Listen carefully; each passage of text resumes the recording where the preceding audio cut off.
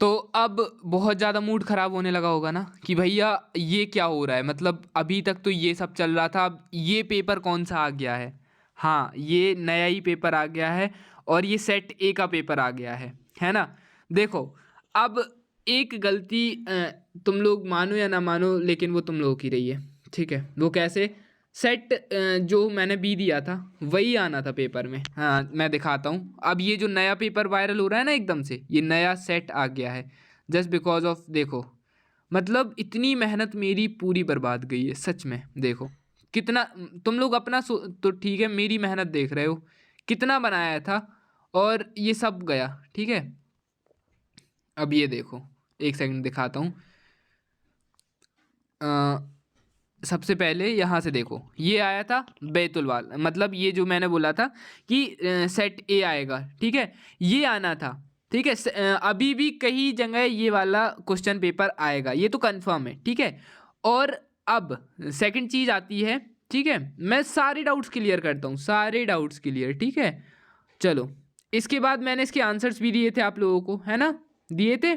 चलो, दोनों के दिए थे ना।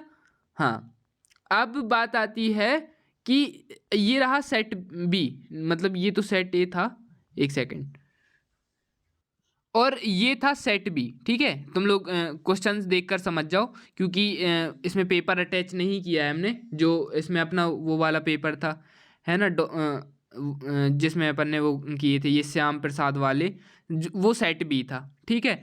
अब नया पेपर वायरल हो गया है, देखो वो कौन सा है, सेट ए, ठीक है। तो सेट बी तो तुम लोग ये लेकर चलो ही चलो, है ना, क्योंकि देखो अब तुम लोग जैसे यूट्यूब पर अब जैसा तुम लोग करते हो ना, मतलब जो पेपर दिया है वो पढ़ के छोड़कर यूट्यूब और टेलीग्राम पर लगे रहते हो, है ना। और यूट्यूब और टेलीग्राम के चक्कर में अगर तुम अच्छे से घुसोगे ना उस चीज़ में, तो हजारों पेपर तुम्हें ऐसे मिलेंगे, एक नहीं हजारों पेपर मिलेंगे, और तुम उस दलदल में ऐसे घुसते ही चले जाओगे एंड उससे तुम बाहर ऐसे आ ही नहीं सकते, है ना। अब ये जो पेपर आ रहा है ये आएगा, ये भी आएगा, कंफर्म आएगा। ये पेपर आएगा जो मैंने सेट दिया है, देखो तीनों पेपर आने वाले हैं। अगर तुम लोग ज़्यादा वो नहीं बनाते कि ये आ गया ये आ गया, तुम लोग बिल्कुल पता नहीं यार क्यों ऐसा करते हो, है ना, जिस वजह से फिर चेंज करना पड़ता है ऐसा, है ना। जो रहता है उसको मान लो कि यार भैया तुम्हें जैसे मैं हूँ, मैंने तुम्हें हिंदी दिया, फिजिक्स दिया, आए आए ना, लेकिन पता नहीं तुम लोगों को फिर भी विश्वास रहता भैया रियल है कि नहीं, है या नहीं, है या नहीं। जब भैया सॉल्यूशन दे रहे हैं, भैया रात रात भर जाग कर तुम्हारे लिए ऐसे फेक पेपर उठा के तो रात रात भर जागेंगे नहीं, फेक पेपर तो वो 2 महीने पहले बनाकर बैठ जाते और कहते कि उसी टाइम जैसा बोल लेते। मैं ऐसा भी तो कर सकता था ना कि 1 महीने पहले ही से बनाकर सब चीज़ें रख लेता अगर मुझे फेक बनाना होता। क्यों फालतू की मैं मेहनत कर रहा हूँ, है ना। अब ये जो पेपर आया है कुछ मतलब का भी नहीं है, तुम लोग समझ पा रहे हो इसमें क्वेश्चन आंसर इतना ब्लर है, तुम्हें कुछ दिख रहा है इसमें कि कौन सा क्वेश्चन है कौन सा आंसर है। बट अब ये आएगा, ये कंफर्म है, देखो दिख रहा है, तुम खुद बताओ यार, कुछ दिख रहा है कि नहीं दिख रहा है ना, तुम खुद बता दो। और अब टाइम बचा हुआ है 1 से 2 घंटे, कितना पढ़ लोगे खुद मतलब दिल से बता लो कितना ही पढ़ लोगे, नहीं पढ़ पाओगे ना। और सॉल्यूशन कहाँ से मिलेगा, मेन बात, नहीं मिलेगा सॉल्यूशन, ये भी रियल है। अरे यार मैंने तुमको सेट ए दिया था कि बच्चों सेट ए में ये कर लेना, सेट बी में ये कर लेना, ठीक है। लेकिन फिर आ जाते हैं कि भैया एक और ये पेपर आ गया, वो अब कहाँ से आया, अभी तक तो नहीं आया था, है ना यार। अब मैं कैसे ही बताऊँ तुम्हें, हर चीज़ एक तो बताई नहीं जाती है यार।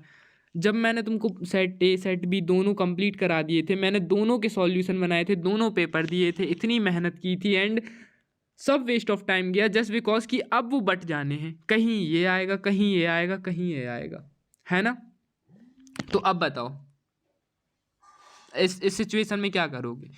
अब देखो मैं तुम्हें सॉल्यूशन बताता हूँ जो मैंने पढ़ाया है। एक हमेशा याद रखना, अभी नहीं, लेस इज मोर, ठीक है।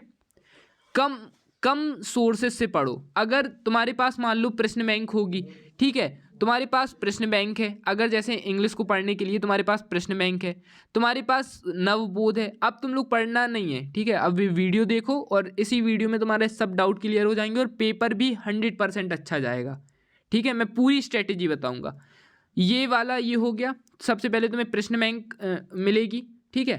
उसके बाद अगर मान लो तुम्हें जस्ट लाइक नवबोध की किताब मिलेगी, परीक्षा दिन मिलेगी, तुम्हारी कोचिंग की कॉपी होगी, तुम्हारा खुद के नोट्स होंगे, तुमने यूट्यूब से निकाले होंगे, और उसमें सब में अलग अलग क्वेश्चन आंसर होंगे, होंगे कि नहीं होंगे, है ना।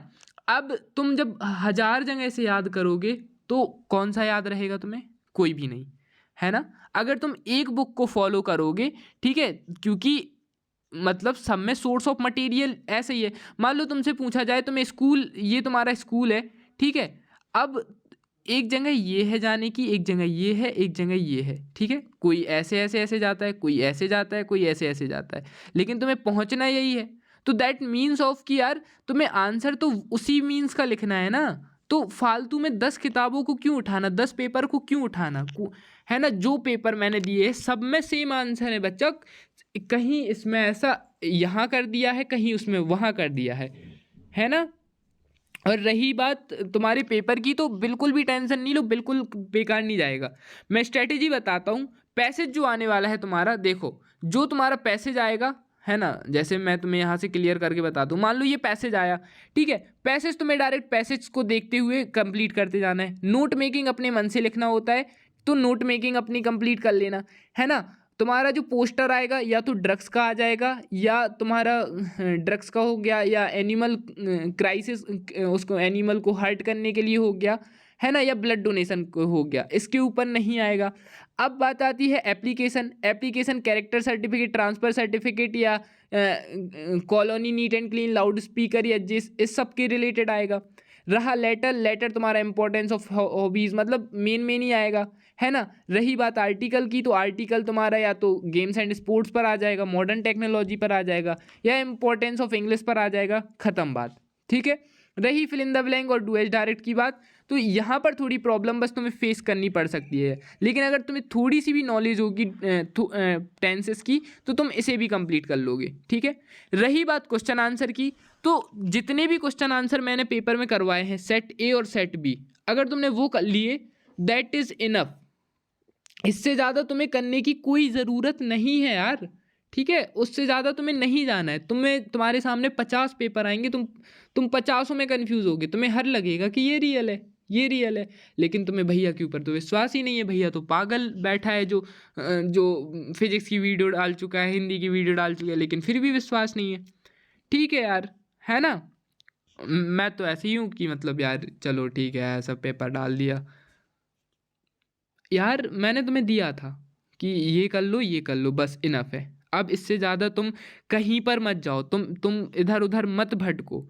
तुम भटके, तुम्हारे सामने पेपर आया, और कौन सा पेपर आया जो तुम्हें 1-2 क्वेश्चन बस साफ दिखाई दे रहे हैं और नहीं दिखाई दे रहे, एंड अब 110% है कि वो पेपर तुम्हारा एग्जाम में आएगा। ये पेपर पता कौन से होते हैं, ये पेपर होते हैं एक्स्ट्रा पेपर्स, कि जैसे कभी पेपर की कॉपी अगर कहीं होती है यहाँ वहाँ, तो तब दी जाती है, बट इन दी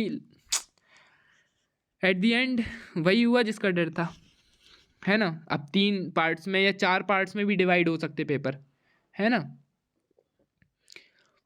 थोड़ी सा नाराज़ हूँ बस आपसे, और क्या ही कह सकता हूँ, थोड़ी सी गलती की वजह से, थोड़ी सी ये फ़ोन, अब मैं क्या ही बोलूँ, फ़ोन जितना पढ़ाया है ना, सेट ए सेट बी, उसको पढ़ के जाओ, और जो अभी बताया है कि कैसे तुम्हें करना है, और कोई भी आंसर को छोड़ना नहीं है। और स्पेशली यार मुझे एक चीज़ और बुरी लगी एमपी बोर्ड की, कि रोज़ पेपर रख रहे हो, बच्चा 2-3 घंटे भी नहीं सो पा रहा है, वो आ रहा है पेपर दे के आ रहा है, मतलब खाना भी अच्छे से नहीं खा पा रहे हो, पढ़ने बैठ रहा है, रात भर जाग रहा है, दोबारा फिर पढ़ रहा है। यार तुम, हद है एमपी बोर्ड की भी यार, मतलब कैसे, कि या तो पेपर जब नहीं कराने थे तो साफ साफ बोल देते, या कोई प्रॉब्लम थी तो तब बोल देते, ये क्या मतलब कि एक बोझ सा निकाल दिया अपने ऊपर से यार, कैसे भी करके ये करना है, हद होती है यार। चलो गाइज, बाकी बेस्ट ऑफ लक, तुम्हारा पेपर ख़राब नहीं जाएगा, ये भैया की गारंटी है ना। जो कुछ पढ़ा है बस उसे याद रखना, एंड बेस्ट ऑफ लक।